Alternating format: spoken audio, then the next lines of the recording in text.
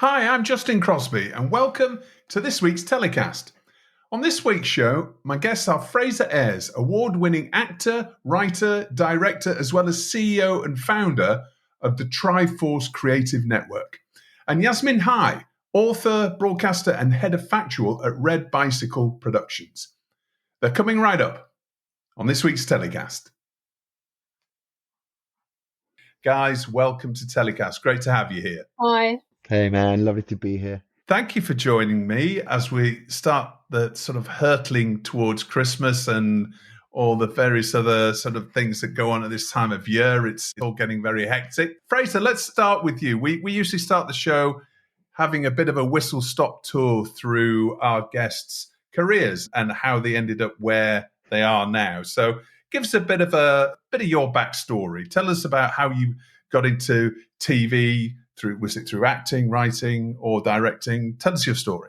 Basically, I'm a really chippy working class boy from the Bummetley's estate in Leicester. And at the age of 7, back in the 80s, I told my mum I wanted to be an actor. And it was just me and mum, and we didn't know anyone, had no connection to the industry, anything like that. And so that journey was from there, became an actor, was very fortunate to get to do that, really. And then through the acting, you realize that you're not just an actor, but you're a storyteller. And actually you want to tell stories. So that led to the writing, and that led to the directing.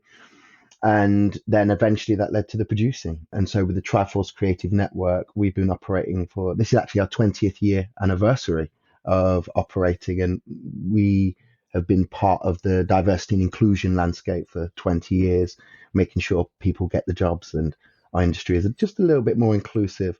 And so part of that one is Dandy, which is the recruitment side.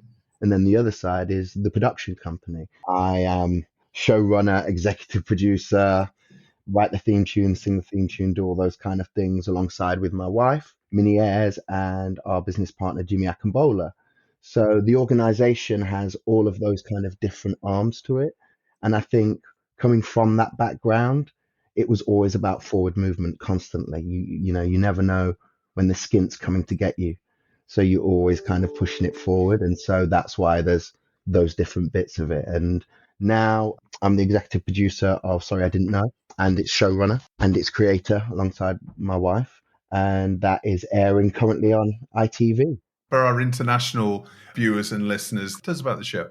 It came about in Black History Month with a conversation with the Commissioner, Zif Zuberi, and we wanted to portray Black stories in a way that wasn't about the trauma and oppression that is usually associated with Black stories of history.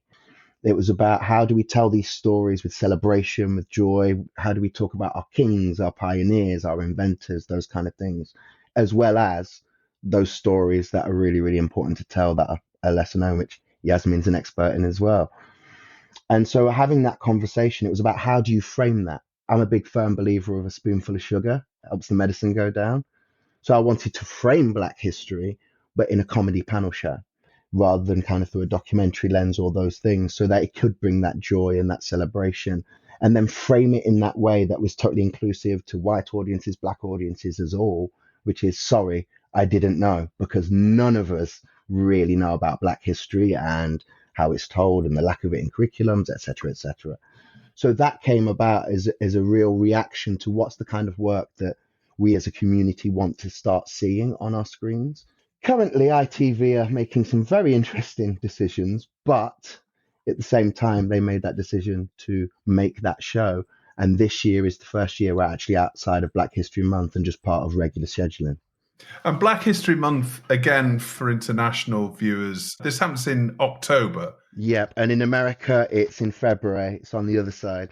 It'd be interesting to find out if there's any other countries in Europe that run a similar, celebration, if you like, an educational program over a month of the year around Black history. There's not a lot of it actually across Europe. Britain's kind of a bit of a forerunner in that. And when you look to the other European countries, there isn't an actual awful lot of that. And it's, something that's not celebrated in necessarily Africa because that is the continent and it's not celebrated in other places. But Canada, America, us, and then one or two kind of pockets do it. And I guess that's part of the conversation we're going to have today is about that conversation and how widespread it is and how widespread it should be maybe.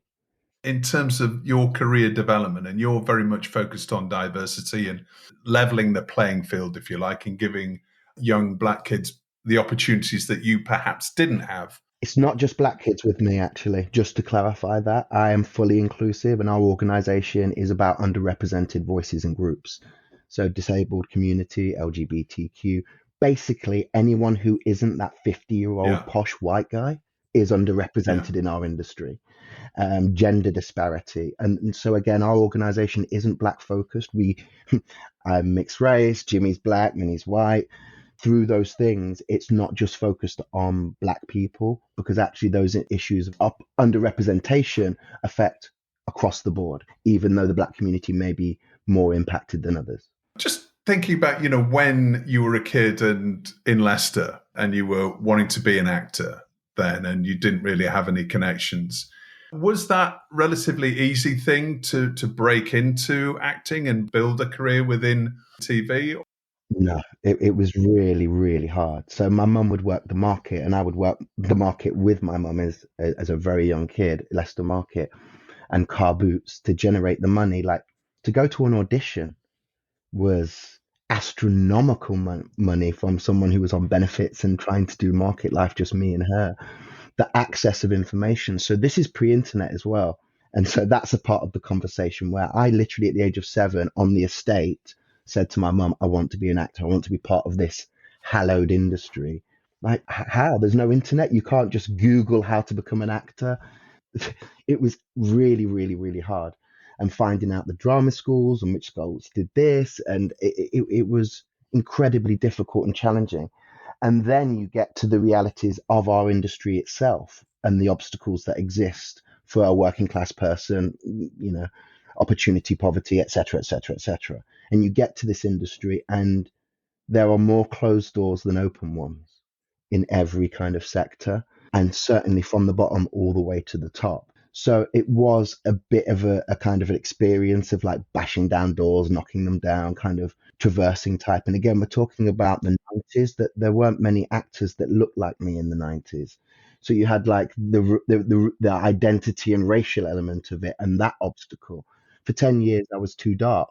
And then for another 10 years, I was too light.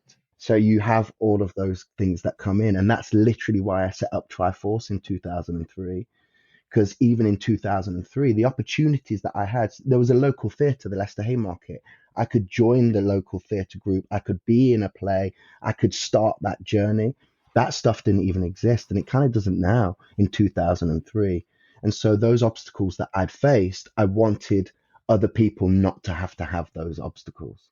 We'll come and talk a little bit further about that in a second. Yasmin, welcome to the show. Great to have you on. Same question for you, really. Tell us about your background and give us a sort of potted career history. I mean, essentially journalism, I suppose. Was that your way into TV originally? So basically, from a very young age, I've always known I was going to be a journalist, but the environment I grew up in, I just knew that's what I wanted to be. I did not know anyone in this world. And I just remember sort of, in a way, this all worked in my favour, I think. I've been around for about 30 years or so in journalism. So I was at university and I just thought, all right, okay, what do I do? How do I get into TV? So I knew people who knew whose parents were in television, this and that, but because that's not how I saw my route, I just basically picked up the Yellow Pages one day. Do you remember the Yellow Pages? Went down production companies and rang every single production company. And I just knew that basically they were all going to put the phone down on me. And I just thought, whatever, just hold your nerve. At some point, you're going to get through. I just kept timing it. It was like 45 minutes and they were all putting the phone down. Then I just happened to be on and I called this company and I just said, I wanted to be a researcher. And then they said, well, actually, they were looking only for TV presenters. And I said, oh, yeah, I can do that. And they said, oh, can you? And I said, yeah. And then I was asked for an audition. And then I ended up presenting a program, an ITV music program. And the reason why I say this was, I think if I'd known about the landscape and how it operates and works, I've been too intimidated to have even tried to break through. So anyway, basically, I'm in television now. I also know that I want to go into journalism and using current affairs, and that helped. I built a show reel, whatever, got experience, and ended up getting a job at Newsnight. So now I'm in the business, and people like me are kind of slightly being sought after because it's good to have someone of colour or whatever, in this world. However, you've got to have the sensibility and your cultural reference points, and everything has to be white. We haven't talked about yet how, just like, you go into a newsroom, what ideas do you have? What ideas do you have? Well, actually, Northern Ireland's always going to be top, because that is what everyone in the newsroom, because they've all read the same newspapers, they all come from the same families. This is the culture, and this is kind of what's considered a good story. So it's a story which I might think is interesting, I would have to fight for it. So anyway, you kind of fight for it, then in the end, you just think this is way too much. You can't be spending all your time fighting for stories. You find yourself sort of kind of taking on their values and their sensibilities and trying to work. So basically, then I spent a lot of time sort of navigating that world, going from news to current affairs, then to documentaries, then to history. And I think by the end of it, I think I felt really, really battered, and I felt like it was always a fight. And then 9/11 happened, and I'd been brought up in a working class Muslim community. And basically, I remember being put on these stories about Muslims. And I remember thinking one day, oh my God, they're talking about my community. But in my head, it was a bit like there is a world of television where you talk about these issues, which is so divorced from the reality of what you live. And I suddenly thought, I need to talk about the people I was brought up around, because I'd grown up with people who'd gone clubbing, who'd gone to pubs, and then they'd all become Islamic in the space of a year. And I was really interested, because basically I lost a lot of my friends during this period. I was really interested to find out what had happened to them psychologically or socially that made them do that twist. And from there, that's when I decided I was going to write. And I kind of went into the writing world, and that opened up whole thing with, I got a column in the Guardian, then I went down the writing route, and every now and then I dip back into television. I do these films, and I must admit, I never find it a kind of an enriching experience. I enjoy the kind of intellectual process of making the program, but I find the industry, find it really kind of battering. But that's my problem, because it's everyone's problem, but it's also, I just feel a bit tired out. I feel like, nothing's really changed in the last 30 years. When I started out, I was multicultural. Everyone wanted someone like me, but they want a certain version of you. And to break through that, it takes a lot of people. You need people around you, collaboration, and you need support to get to that place. So, and in terms of Britain Human Zoo, so basically Nadifa Mohammed, who was the presenter, is an old friend of mine. She's a novelist. Her take on sort of historical fiction was quite unique, and I thought there must be something which we can do with her. Her book had been nominated for a Booker Prize, and I kind of brought up with Channel 4, would they be interested? And they were, because they were looking for historians, kind of black women, or someone who could kind of shed a different light. And I think they were really interested. Nadifa came up with the idea of human zoos, which I remember thinking, oh my God, this is so depressing. This is completely sort of TV I don't want to be doing. However, I can imagine the images. I just thought they're all being shackles and, these really depressing stories. But once you started looking into it, this whole world opened up of showbiz and entertainment. And if you were white, your grandparent would have definitely gone to one of these human zoos in this country. It was a huge thing. And no one talks about it. And it's like, Bradford, a whole park was taken over, became a human zoo, Cardiff, Luton, wherever. And, and it was like, I think I know we'll talk about all this, but I think having a bit of resources to kind of dig into these stories meant that these stories came out. And, I think that often we don't have the time and the resources and the support thing to dig into these stories. We're going to come back and talk a little bit about the show in a second. Your background is really interesting because you actually went straight into TV, because my assumption was that you were a journalist that has more recently moved into TV. No. So what about the barriers as an Asian woman to getting into TV presenting? You talked about the challenges you first had, and I detected a little bit when you said that you're a bit tired of TV. Is that because of the barriers that you're always trying to push down in terms of what you want to achieve? Or do you prefer just to work with the written word and dip in and dip out? What's It's very political why I went into this whole thing. I wanted to change things. It's easy for me, especially when I was younger, to break in, a young Asian woman. You look the part, you can play that game, and I always found opportunities. It's once you're inside and you want to change things, that's when the problems happen.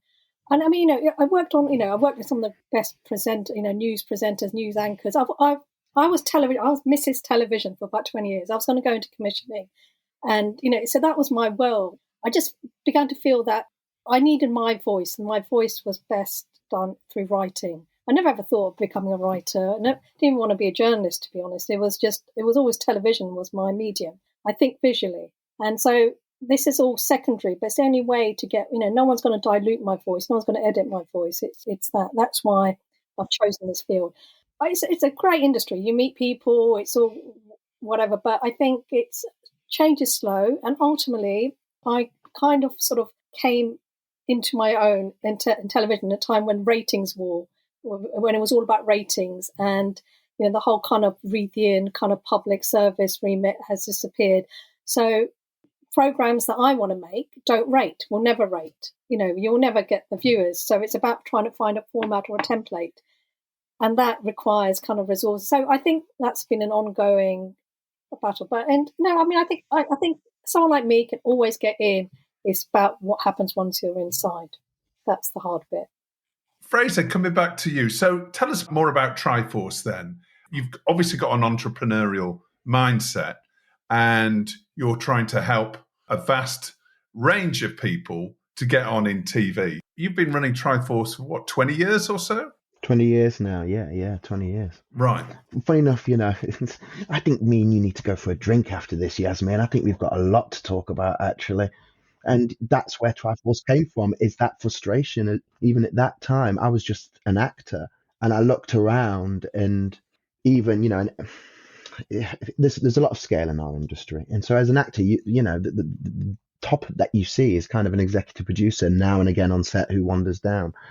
But even at that level, I was looking at the crews, I was looking at actors, even that access.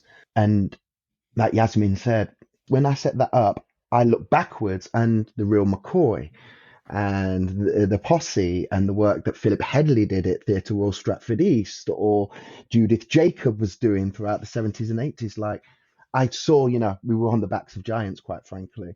But I'd seen that they'd gone through those cycles, the same cycles where it's kind of like, look, and then it kind of recedes and recedes. And so TriForce was like, okay, how do we stop that from happening? So at the moment, we have 27,000 crew on our internal database across the UK. We're the largest recruitment service in the UK. And that is made up from everybody, private school, public school, no school, black, white, Asian, it's across the board, fully inclusive. And when you see that kind of number of people, those people weren't being allowed into the industry back then. And it really was a different time. And the volume I had a big issue with, and how our industry goes, right, you're the black one, or you're the Asian woman, and they pick one, and then no one else is allowed anything. And usually that person is in that position if they toe the line, which is also another quite big conversation. But you see how nepotism works in our industry, and it all comes down to who you've got in your black book.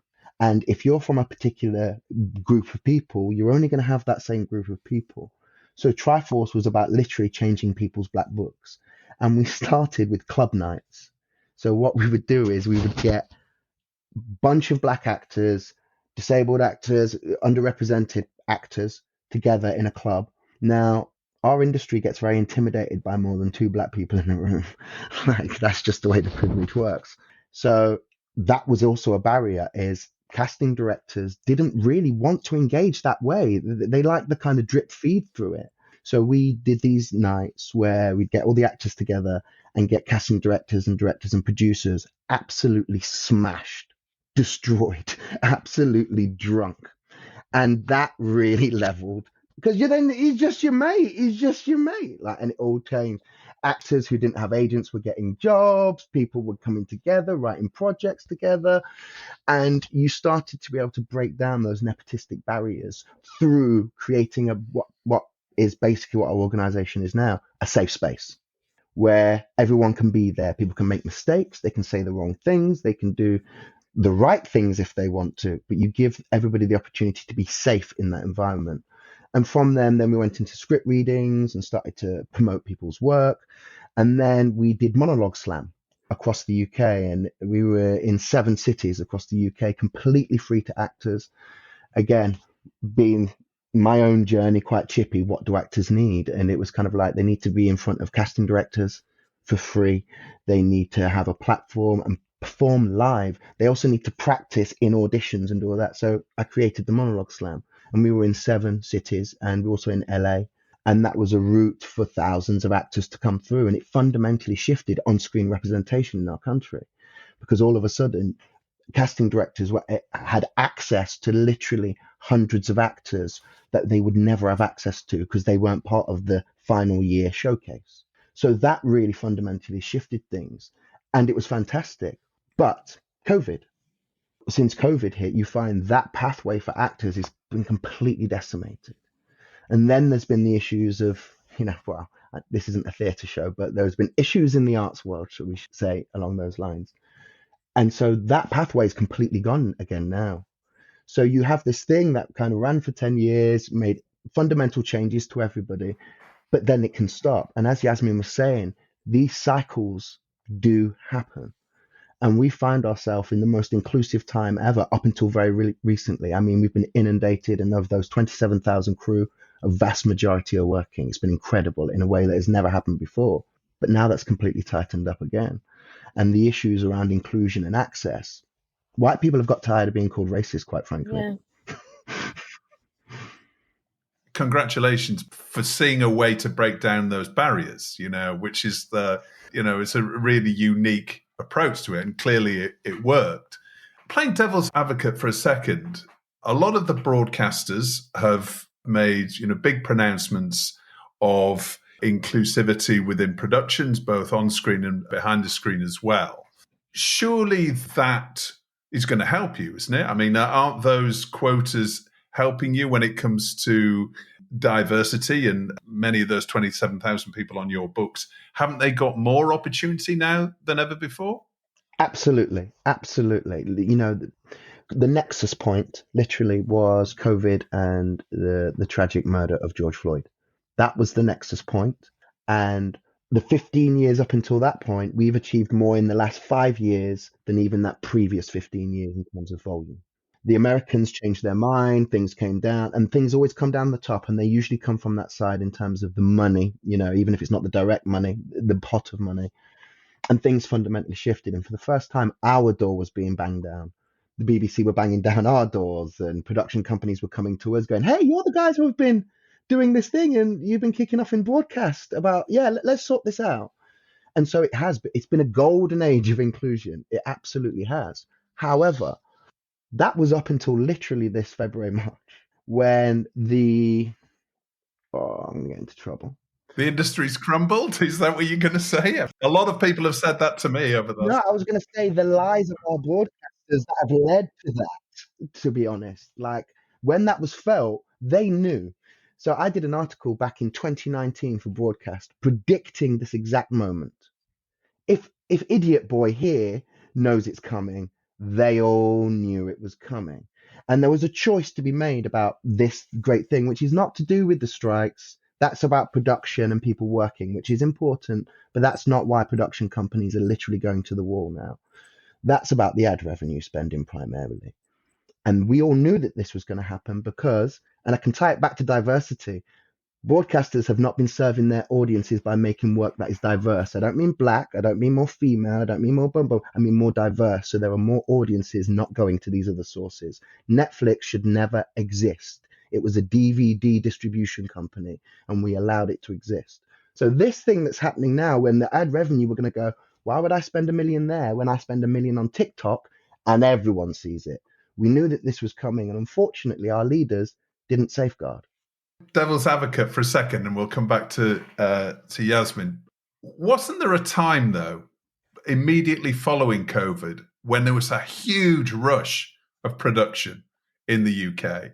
And freelancers, we've heard stories on telecast before about freelancers leaving productions when Netflix came in and offered them 3 times their salary to jump off their production and go on to another, because Netflix was desperate and would spend anything they could to get their production Done. We saw that live happen. It was the freelance. It was a Yeah, fantastic time for freelancers. It was a boom market, and it's cyclical. It's never going to always be like that. We looked at the golden age of scripted. Now we're looking at the other end of that now. We knew it was coming, and everybody made hay while the sun shines. We know what the outlook is for, I think, for more linear TV production. There's going to be a lot less of it, and it's not going to come back the way it was. Certainly not the way it was pre-COVID. No. So what does that mean for diversity and inclusion? Clearly there's a smaller pot, altogether. It means it takes a back seat for other priorities because, and this is the thing, literally the production companies are going to the wall. I can name 6, of which I'm not going to, but I can name 6 production companies who are simply not paying their bills because it's the only way they can keep alive right now. They can't pay the bills and they're talking to their landlords, and it's a really difficult time. So this kind of idea, the soft arts of inclusion, if you like, yes, it does take a step back. And this is funny enough, when I start doing my articles going, this is the time when you need to push forward into inclusion. You need to start going into the global majority, re-winning audiences. Like, you can't solve this problem by having smaller diminishing audiences. You need to serve more people. And how do you do that? By being more inclusive, by being more diverse. And I mean that diverse in the truest sense of the word, fully across the board. My nan still needs to watch something. My nephews still need to watch something. Like, do something, because this kind of downward spiral, which has been happening for a little while now, and now is really caught up, like, it can only end in a production hub country. Do you not think the next step, the next level is there's huge amounts of freelancers out of work? As you say, a lot of production companies are going to the wall and probably won't be existing in 6 months' time.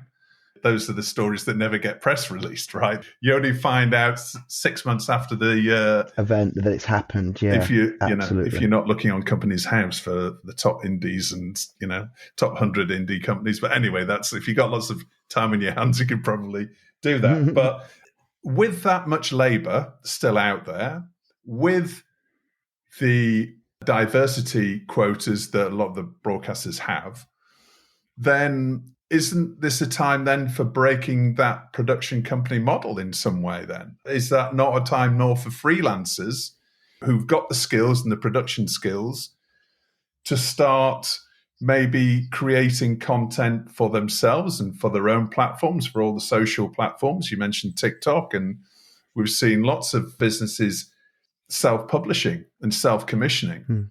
Absolutely. For those that want to pivot, or those new coming in who are seeing the way things are and going, hang on, this is how I survive in this world.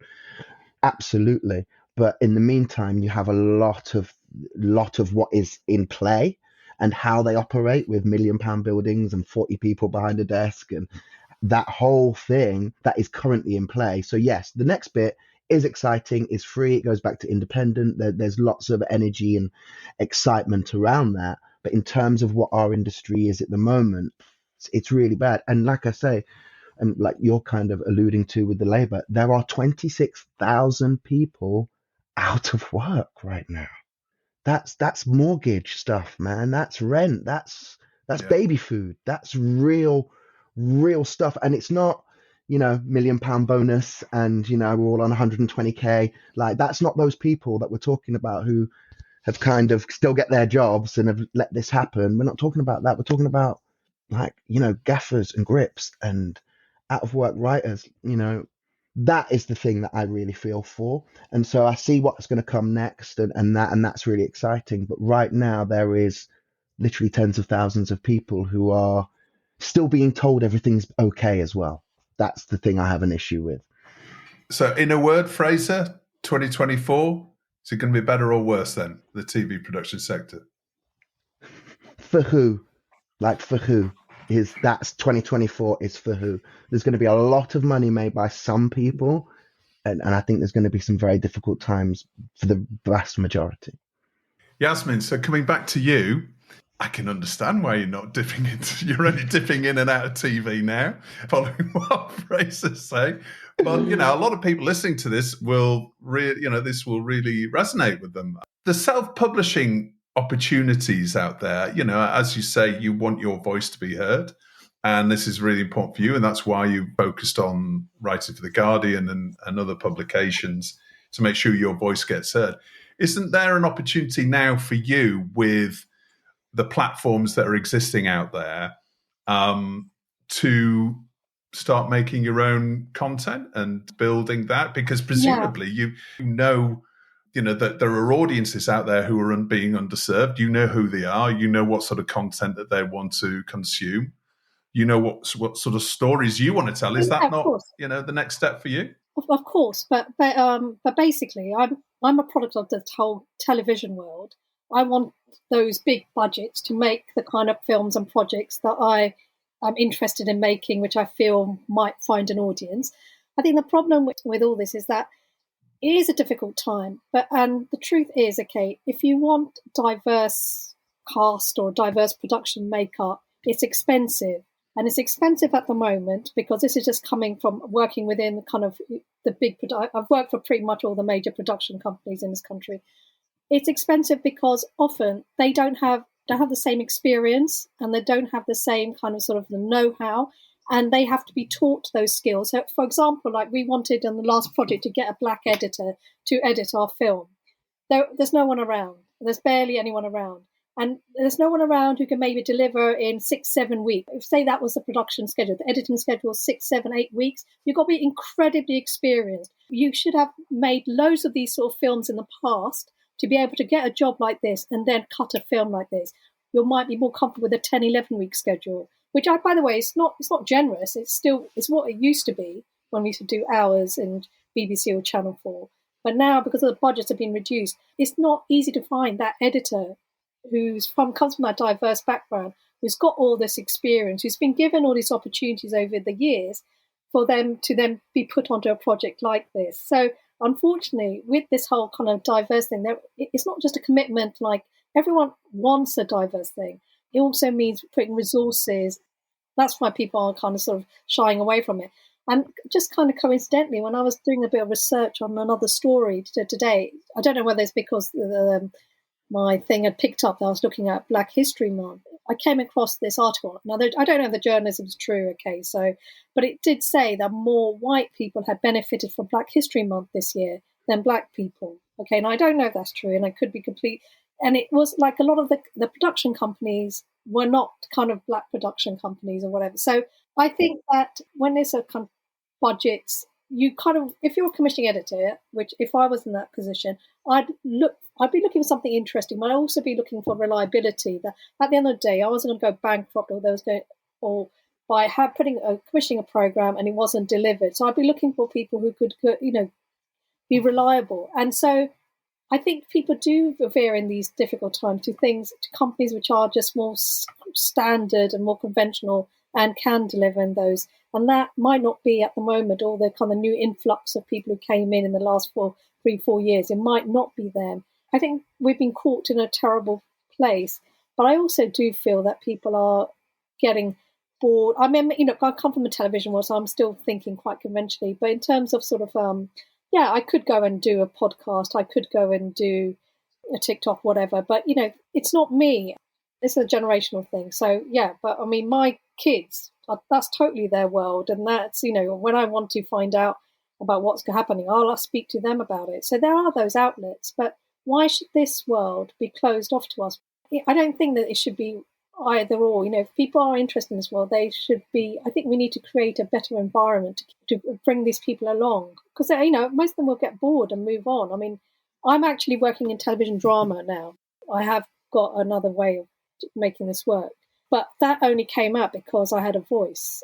Now they want that voice. So I'm making it work for me. But it's easier for me to get my own work off the ground than for me to be a producer on a film about sort of, European Union or whatever. If I have a take on it, then I'm on it. Yeah, of course it's an avenue, but I think I want the bigger kind of budget program. How are you looking at 2024 then, Yasmin, in terms of your TV projects? Are you hopeful? Are you optimistic, Well, or are you more on the sort of pessimistic, realistic side? I'm not pessimistic in terms. If I wanted to make a kind of current affairs program or something, I can make it happen. I'd have to do the journalism, and I'll find the story, and I could make it happen and get it commissioned. That's not a problem. But that comes out of many, many years of experience. I've had so many years behind me that I can identify a quick story. I know how to do it in a day. Find the people and access and how to get access. But that's because I've been given those opportunities. So it's fine for me. But in terms of getting some of those stories commissioned, I think if a story of color or whatever, I think it'll be difficult. I don't think it's an easy market to sell those stories. But then it's a very competitive market. You're looking for stories with the lowest common denominator, so you have kind of a wider access. I think that's where I have to gear if that's what we're going to be looking at. In terms of our company, Red Bicycle, we do podcasts mostly in America. We do a lot of podcasts here. So it's kind of international. So but it's not a great time. But if we're talking about in terms of diversity, I think it's going to be a tougher time to come. It's going to be a hard time. And you mentioned your show, Britain's Human Zoos, earlier on.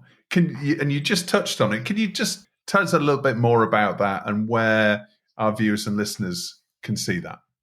I think you can get on the Channel 4 website now. It's there. And I think there was a lot of coverage about this on the story. It's one of those stories which I really didn't think there was going to be much there. And then a whole world exploded. And there were so many stories which didn't make it in the end into the film. And I think what for me would be really satisfying is in the long term, if we see a drama or if we talk about Victorian England, that is a part of the tapestry of Victorian England that actually is not going to a music hall show. They might be going to Human Zoo. And that for me would be kind of normalising and reintroducing that history back into the way we look at Victorian England.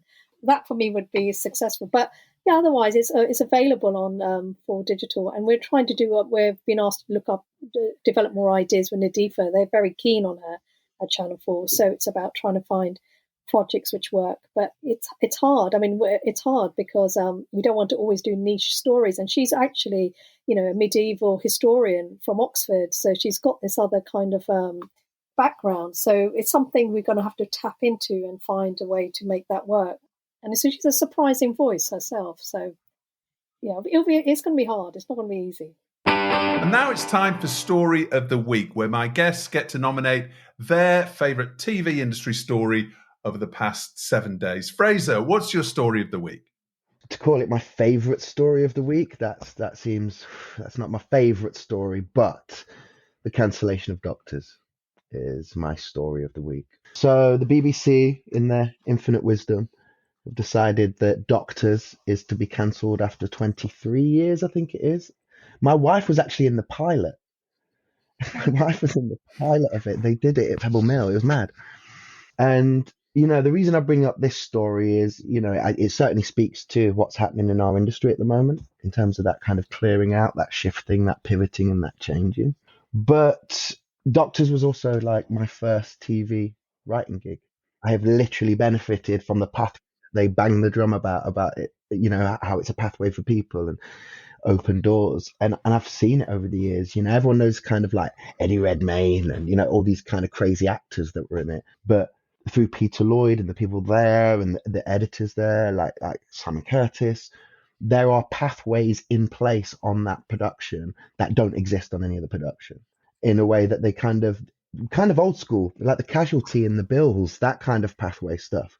But Doctors maintain that. And so many people cut their teeth on that as directors, as writers, just on production. There is a space for learning in there that doesn't exist in literally every other production that's, all about money and time and the clash of them both. And so I'm really sad that that's gone. BBC have said that they're going to commit to the area and put more money in, to kind of Birmingham. We will see. There's talks of another series coming down the line, but maybe that conversation about, it's time for something new, and I understand that. But my concern is, and as we've been talking about, like what tends to happen is that we don't tend to improve on what was there. we tend to like bin what was there and then try and start again. And my concern is this conversation about access, which is about inclusion, which is about working class people, which is about the people of Birmingham. My concern is that those things aren't going to be in place in a way that doctors has had them for 23 years already. So yeah, that's my unfortunate story of the week, that one. Yeah. It's interesting, just, many people just look at this as a cancelling of a long-running TV show, but, then you realise actually what else, how it's helped many, many people. Thousands of people, the infrastructure and the pathways into our industry for 20 years, and that's all going to be gone. And because I'm a writer on it, like we speak to the writers, and you're talking about 200 people who are now not writing for doctors, and they're the people that were writing. And they're regional writers, and they haven't got those relationships with production companies, say on the high-end drama TV, because they've been doing the daytime TV. And in our industry, the perception of the difference between those two things is awful, because it's not true. Story is story and script is script. I'm sorry, it just is. I know that as a showrunner. And the truth is that you have 200 people there that would make excellent script editors, would make excellent high-end TV, will make excellent, etc. But because of the perception that they wrote on doctors, they're not going to get those opportunities. So again, you kind of have this 200 people bag of incredible talent in the Midlands that our industry possibly isn't going to do anything with, really. And that's the bits that I find sad about that story, really. All right, that's the passing of doctors. Yasmin, what about you? What's your story of the week? I'm a celebrity, get me out of here, Nigel Farage. It's not that I object to Nigel Farage being on it. He's whatever his political views are. I think my problem is, I've seen this in television quite a lot in the last 15, 20, 10 years, is when you have these controversial kind of often far-right people on your programs, the producers pat themselves on the back. They do feel like they're kind of doing something quite risque and, it's going to be very controversial and drive up the ratings. However, what they don't have is often the presenter, especially in news, the presenter, or there isn't anyone to rebut. There isn't enough of a way of, especially in an environment like this, I don't know whether anyone's going to be able to take Nigel Farage on successfully. And at the moment, when you read the kind of cuttings about it, it says Fred, the guy who presents First Dates, he once wrote he's got problems with Farage. So they're now looking to Fred from First Dates to take him on. And they've got this one black woman who's there, Nella Rose, who's an influencer. They're kind of quite keen that maybe she might take him on. But, what a pressure upon this poor woman, that she's the one who's going to have to now. This guy he's brilliant. He's a PR. He charms people. He's gone through this, very clever. He knows how to play it. He's an extraordinary politician, whether you agree with him or not, right? I mean, he's convinced a whole nation without having a party or without being an MP, right? So he's changed the nation. I don't mind him being on the programme, but there's got to be someone who can take him on and be and I can't see anyone in that environment who's going to do that. And again, the programme will go out, people will really like him and go, make excuses for him. And there's ramifications with people like that go on air. For people like me, it just is. There is hostility. There is and that's, I don't know. I suppose I've just seen it so many times where people feel the producers are really pleased with themselves, and then the program goes out and no one's been able to challenge them adequately. But let's see. Yeah. I suppose this is the when it comes to the commercial aspect of TV, right? £1.5 million Nigel Farage is reportedly being paid, which is 5 times as much as the health secretary who was in last year. I've forgotten his name already. Hancock. Matt Hancock. Yeah, Hancock, thank you. And everybody was loving seeing him eating bugs and all the rest of it as a slight punishment. But it doesn't seem to have buffed his career up. He trousered 300 grand and that was kind of about it, really, wasn't it? I don't think we think about him in any different way. No, look, I'd put Farage on. If I was commissioning that, I'd put Farage on, but I would also make sure that there was someone in there and it doesn't fall to a person of colour having to take him on. Or there was some mechanism, some way of doing that. Because, you're right. Okay, I don't think anyone's going to change their mind, but he will, in terms of the debate on immigration, I think he might win a lot more people over than before he went in. You never know. Get James O'Brien parachuted into the jungle. He might be able to stand up to him. Let's have a bit of balance. Now it's time for Hero of the Week and Get in the Bin. Yasmin, who's your Hero of the week? You know what? I'm guessing it's not Farage. No, I just don't have any heroes at the moment. I mean, I feel so. I mean, God, I find it sound grim, but with everything that's going on in the Middle East, I spend a lot of time there doing a lot of programs that I just find it very grim. However, I know this is not meant to be a content thing, but I was kind of taken with. There's a story I read today. Someone called Alice Ball, who's an influencer marketing strategist, and she's actually combing through TikTok and exposing all these people who are getting paid by corporates and brands and who don't flag up that they are being paid. And she's now calling them out, which I think is quite brave. And she's basically insisting that if you're going to be promoting things, then you need to declare it, which you should do anyway, which it is done in sort of in social media. You can get away with it. So I think that's kind of, I thought that was quite interesting. I'd say she's not heroine, but kind of down the road, down on those lines. Yeah. Yeah, well, it's a murky area, isn't it? But I think, I think a lot of the social media giants would say, you do have to declare it, right? Whether it's a button that you click or you actually, have, and I think all of them have the ability to do that, but whether or not people do it or not, it's very difficult to regulate, of course. Fraser, how about you? Who's your hero of the week? Yeah, I had to stretch for this one as well myself at the moment. I really did. My hero of the week is Gemma John Lewis, our commissioner, who got us out of Black History Month. She's literally fought for 4 years, and this is the interesting thing.